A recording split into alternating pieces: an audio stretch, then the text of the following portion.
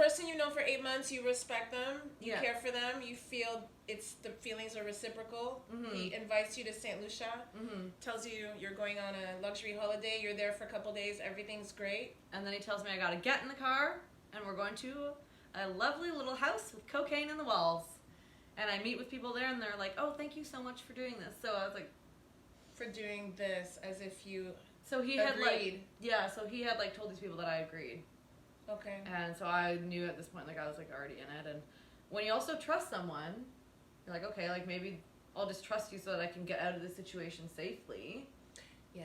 Right? Yeah, because it's survival kicks in at that point, and it's like, how do I survive this? I'm in another country, like, honestly, like, I can't just call the local police, like, I don't know, I just didn't feel safe doing that.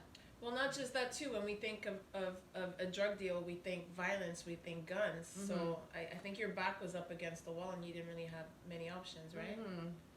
So that's when I really got wasted the rest of the trip. I just got absolutely blackout.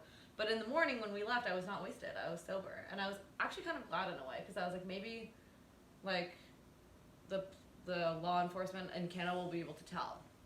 Like, I'm not going to throw myself, and I'm not going to sabotage this operation, right? Because I trusted him. I didn't want to, I think it would be a lot more dangerous. People would be like, well, why don't you go tell the flight attendant?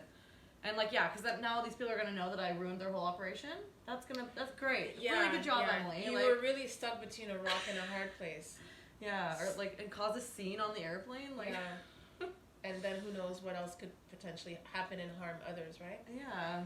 So you're on this airplane, you've got cocaine, 2 kilos. 2, yeah. And which so does is he. 4.5 pounds of cocaine strapped to your body. And yeah, I mean, like, when you think all-inclusive, normally you gain a little bit of weight on holiday, but you don't normally gain 5 pounds. It's a lot. Yeah.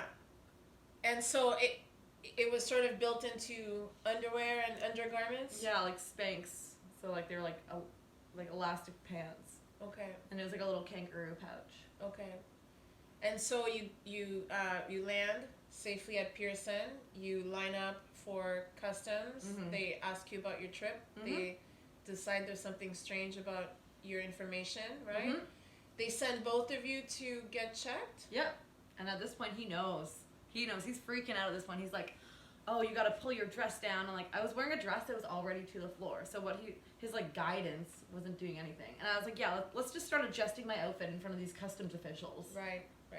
Come on, bud. Like, and so, what happened after that? Yeah, so they separate us, though, too, at customs. And then they ask me questions. And I'm just like, okay, like, everything I said, like, I told the truth. Like, I was not going to lie to, like, a border official. No. So, I knew at this point, like... The gig was up. Yeah. Yeah.